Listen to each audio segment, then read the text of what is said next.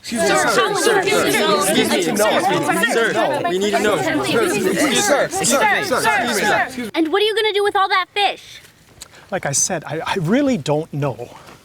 Sir, is there even a market for such a mother load?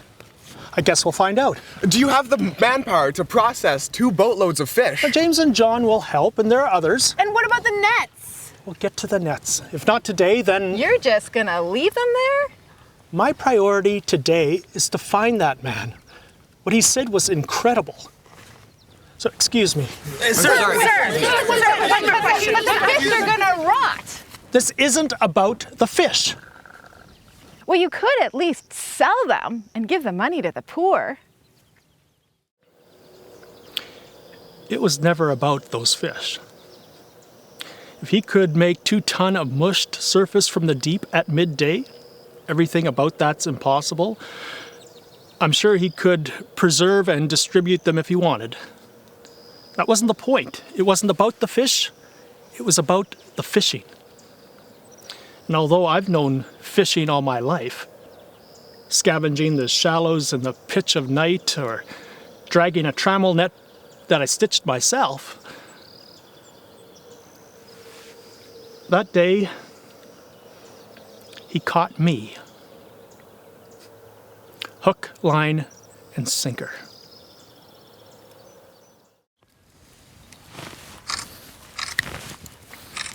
No, I really don't know what he was fishing for out in the deep. Because you normally don't go out there. No, there's no fish out there. So you went because he... He asked. At midday, when the boats are at dock. And I'm normally in bed? Yeah, I know it didn't make any sense. So, Tommy, what does a Nazarene know about fishing? Nothing. He's never been out on the lake. So you went because he... He asked. That makes no sense. After your shift, after no success all night. And I was tired. I know, but he asked. So tell me, what was he fishing for?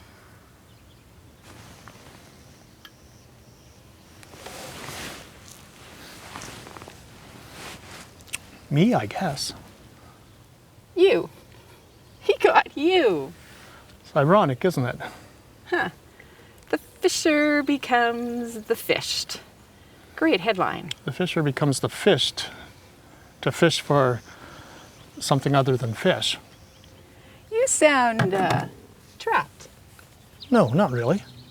Well, caught. No. Like a fish. No. Netted. No. Entangled. No, I'm not entangled. I chose to follow. Why'd you choose to look like a fool? The only boat. I chose to follow. He asked. I went. And if he asked you to fish on dry land? I'd be the first one out in the desert. Well, isn't that foolish?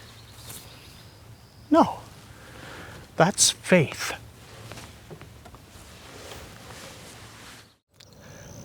I know I'm fishing in deep water, chasing after a carpenter who happens to heal diseases and rebuke demons, Joseph's kid from Nazareth.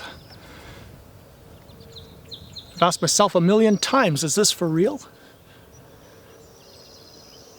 Yet, honestly, I don't feel trapped. I kind of trust him. Heck, if he said jump, I'd probably jump. I just don't want to live in fear. I know too many fearful people who've never learned to trust. Oh, sure, they appear strong behind their convictions and dogmas and doctrine, but have they ever really asked the deep questions? He took me out into the deep, and I had questions. And he said to me, Peter, you know that there's no real satisfaction in shallow living.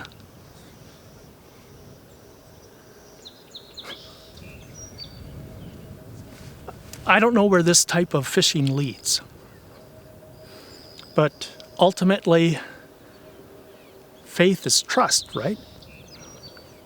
Trusting there's no reason to fear if there's love.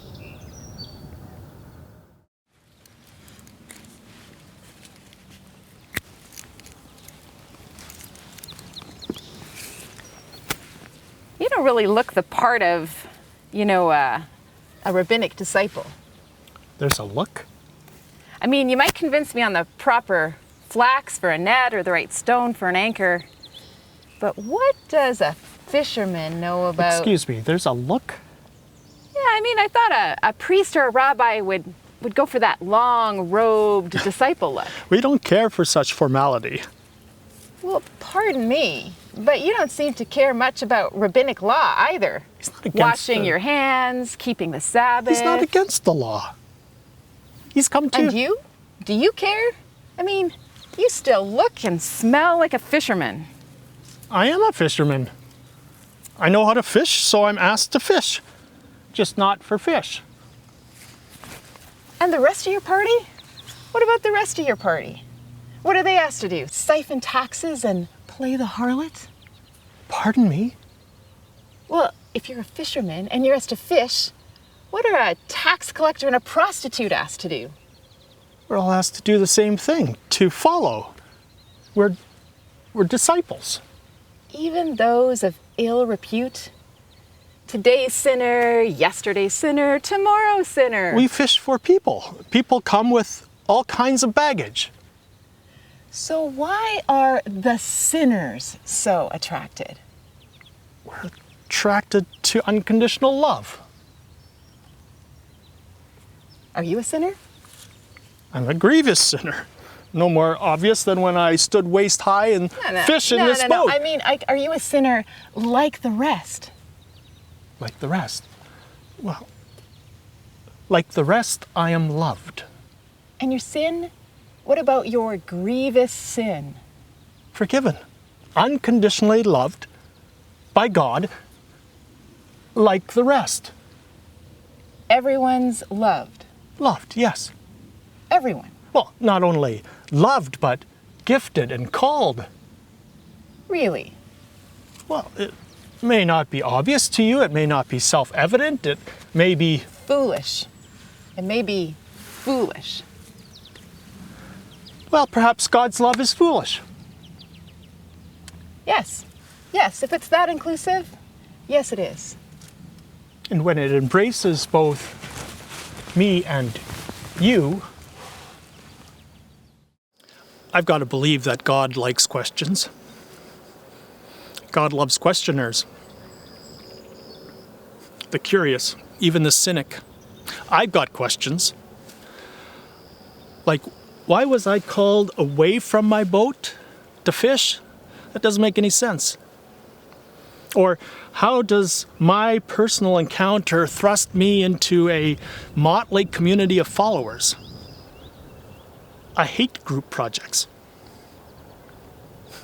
Yet, his unconventional dryland fishing nets Pharisees and Samaritans and political activists and women and lepers and healed demoniacs and, I mean, you name it. All with personal encounters and questions of their own. And somehow forms community.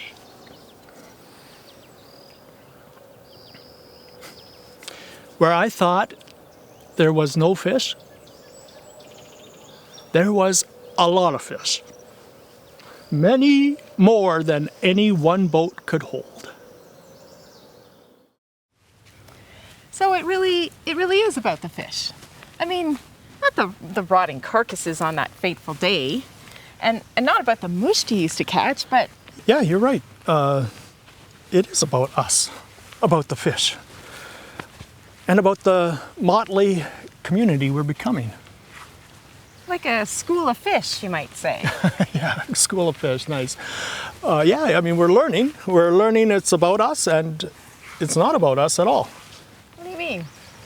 Well, fish are called the fish, right? So it's about the fish, and it is about the fishing. The fish and the fished.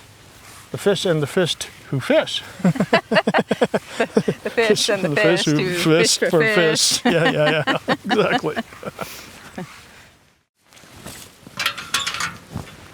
Honestly, it's about both the fish and the fishing. Because it's certainly about the fish. Or why else did he ask me, Peter, do you love me? Inviting love after my denial and violence. So it's definitely about the fish. He still catches me. But it's also about the fishing. Or why else did he call me to fish for disciples? Inviting discipleship after my defiance and doubt. So it's definitely about the fishing also, because he still calls me. Catches and calls you too, I imagine. Caught and called together, you and me, into this wonderful group project, into this motley community of faith. Will you join us? So get in the boat, it's a fine way to float on the deep sea of life that surrounds you. All together you'll go through rough seas, you will row with Jesus, the captain beside you. Let Jesus be captain beside you.